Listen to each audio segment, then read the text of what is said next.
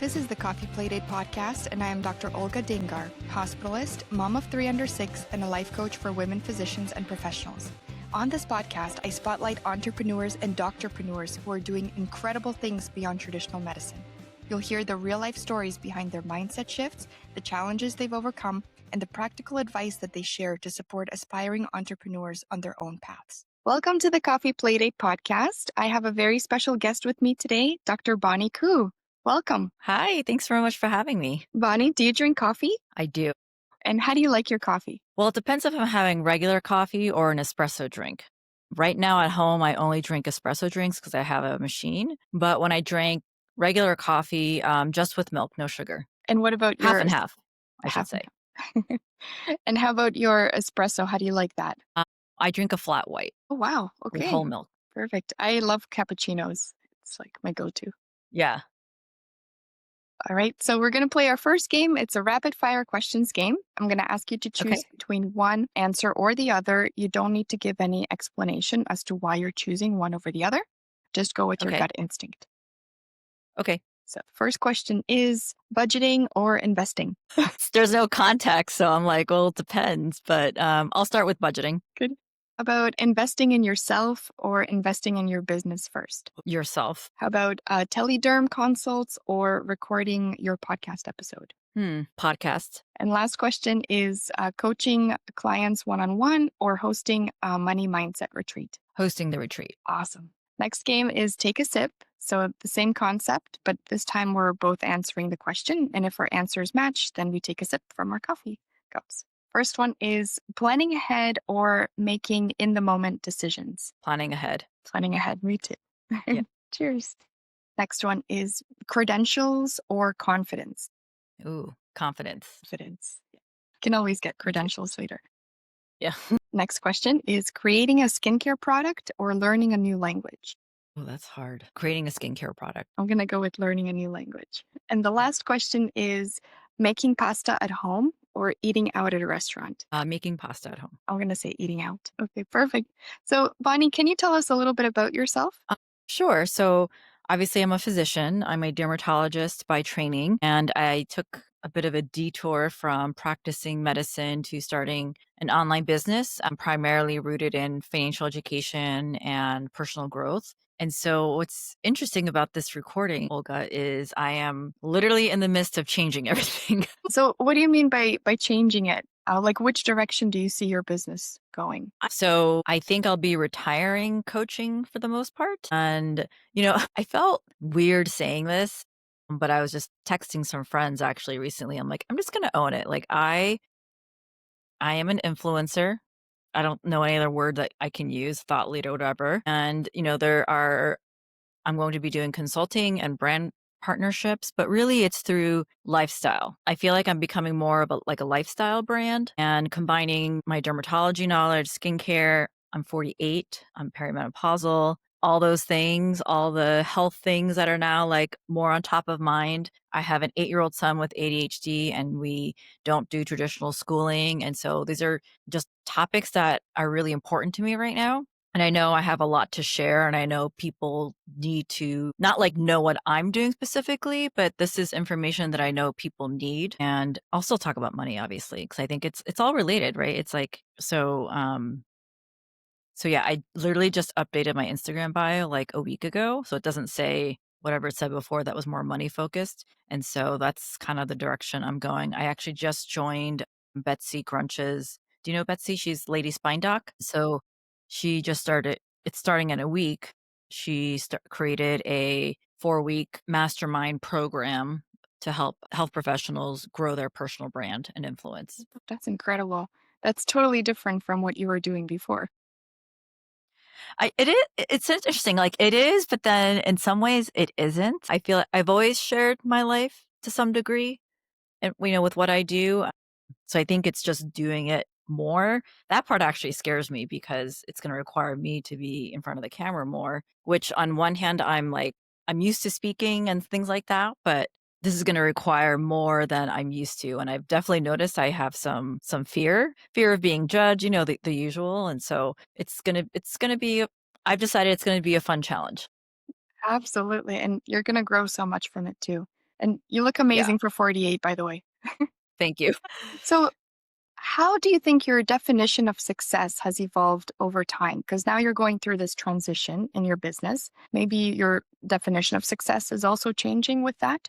Let traditional definition of success is status and money achievements, basically. And it's not that that's still not part of it, but I think success really is, are you happy? Do you feel like your life is meaningful? Do you feel like you're making a meaningful impact? Do you feel like you have great people in your life?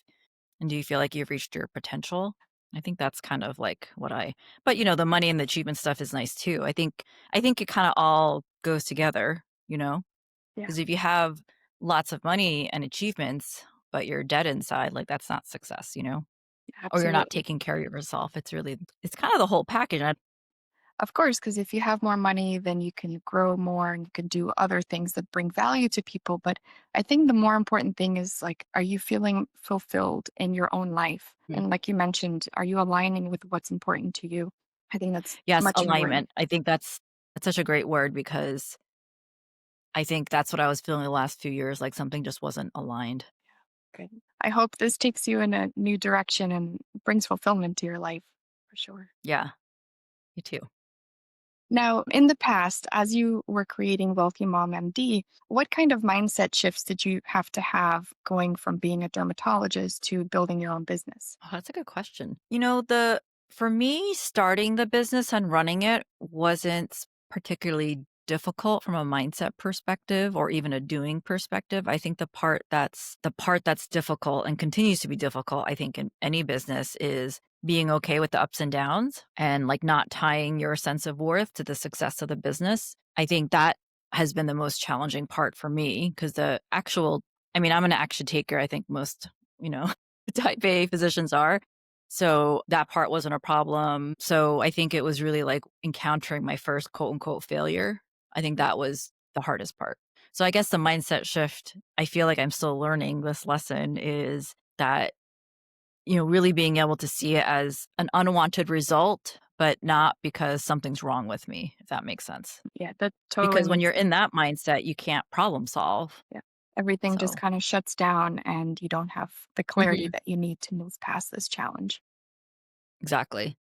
Now, can you tell me a little bit about a challenge that you faced during your entrepreneurial journey and how you overcame that? Let's see, like which one? It's too many.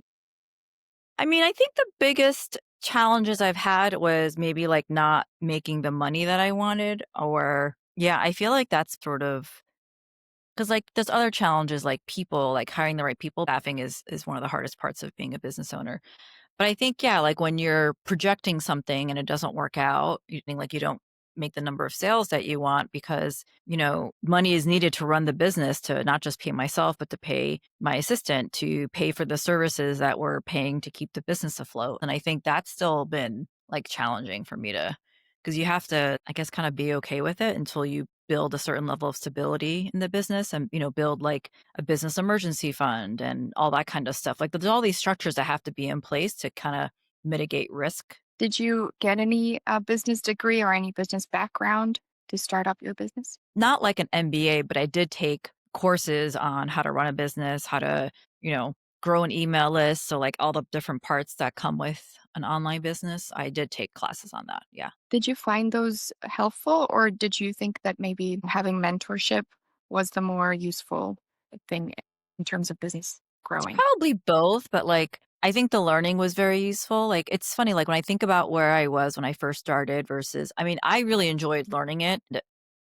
So I definitely and I feel like the programs I took were high quality. And then I started having entrepreneur friends and then you can talk about it with them as well. So I think it really is probably both. It's like you don't know how to run a business, so you need to learn how to do that. And there is like best practices, so to speak, And there's like you kind of need to know what a funnel is and things like that. I'm actually this is like so random, but it just popped up. Like a lot of people say like, "Oh, I'm doing a webinar." And they're saying that to someone maybe they wanna invite. I don't know, I just hate that name. I feel like that's more of an internal name, and so I always say, like, I'm doing a workshop or a class. That's just, like, one example of, like, many, like, random things that I've, like, picked up along the way. Do you still host any workshops? I haven't in a while. I think I will do one soon. I'm still going to run my main money course, and so I think I'm gonna do a live class and then record it and then turn that into a evergreen funnel. I hope that you get to do more workshops in your new direction of your business and the new ideas that you have as an influencer. That'd be There's gotta be awesome. a better name for that, or maybe I just, like, know. embrace it, you know? We have to just like Google some synonyms or ask AI. Well, you know, it's funny 'cause, we saw each other recently when I was at Date with Destiny, and you were hanging out with us, and, Tony Robbins says, like, "None of us have control, we have influence." Like, most of us are control freaks, and we can't control things, we can't control outcomes, we can't control people for sure, but we can influence, and I remember him saying that, and I'm like, "How did the word influencers get such a bad rap?" Because all of us are influencers to some degree, and I Right. guess the influencers, have more influence because they have more reach. I guess that's how I see it. But then, like, some of the influencers are, in my opinion and probably yours, don't influence for the good, especially the ones who are saying all sorts of nonsense when it comes to health. And so I actually think more doctors need to get into the influencer space so that we can, use our expertise versus someone who just like researched and had like their N of one experience and that they think that's the gospel now. Yeah. Oh, absolutely. I agree with that. There are a lot of people who don't have the medical training or the background, and yet a lot of people still listen to them because they have a million plus followers and they're saying just nonsense about all sorts of Mhm. things, Yeah. for sure. Is there like a daily habit or something that you do on a daily basis that helps you be more productive or increases your performance in your business? You know, I don't think I stick to any specific habit, but I do know the days where I take time to have my caffeinated drink on the sofa, not on my phone. And, I'm talking mainly Monday through Friday when I get Yeah. my son ready for school. I think just taking a few moments before the chaos starts. And if I journal on top of that, usually this is after I've dropped him off, not before. If I spend some time journaling or meditating or doing some reading like that, that's always helpful. I just feel like it's very grounding. Yeah. And the days I don't do that, I definitely notice. That's a really important But habit. it's simple. I think I tried to create, like, not even elaborate or fancy daily habits, but I think I thought, like, "Oh, I need to have" I don't know. I guess maybe I did think I needed something complicated, but I've just found that I don't stick to it. So maybe I'll just make sure I drink it on the sofa for, like, a few minutes without any inputs, you know? Yeah. Without any interruptions, just having those few moments to yourself in silence. Oh, that's Silence is key, yes. awesome. And is there one piece of advice that you would give anyone who's starting out on a similar journey? Well, the one that comes to mind because I'm sort of going through this is like just allowing yourself to be a beginner and not be great at something. Like I literally just started posting maybe just starting a week ago or 2 weeks ago, stuff that is more in line with what I just talked about. And I don't think they're terrible, but they definitely don't feel natural. Like, I remember when I first started my podcast, like, I would, like, script it very heavily, and I think I sounded like a bit like a robot the first few episodes, and then it gets easy and you're more conversational and it's more natural, authentic, more free flowing. So I think really just allowing yourself to be a beginner and not be great at something, and I think that can be really hard for people who are used to excelling all the time, you know? Yeah, you want to try to be like a perfectionist, but the more important thing is to just get it done. Just get that video out there, just get the post out there because people are still going to love it. Yeah. We tend to be our biggest critics, right? Mhm. Yeah. Are there some things that you like to do outside of work? Just some fun hobbies that you have? I mean, I like going to yoga. I do like cooking, so I do make pasta at home. I haven't in a while, but I just kind of got into freshly milled flour, and so I've been making pizza, and it's to do with my son. Gets him involved. We Yeah. bake bread together sometimes. So like, and then I don't know if this is really a hobby, but I do like getting people together. I mean, this is not just like within my business where I host things, but just organizing a dinner or something. Yeah, exactly. You like planning events. Do you like small events or more bigger? scale events? I think it depends on what it is, but I think right now I'm focusing on smaller ones, mainly because I'm newish in Tampa. I mean, I've been here for a year and a half, but I still feel like I don't know anybody. And so I think the type of events I want them to be more intimate, because after a brunch or dinner, it gets a certain size, like you only talk to like one or two people. Yeah. So I think 6 is kind of like the limit for a dinner where you really want to have, conversation that kind of most people are involved with versus just like a bunch of side conversations. Do you have a Mhm. book recommendation for our listeners today? Well, I'm reading a book now that I think is fascinating, and I think everyone can benefit no matter what you do.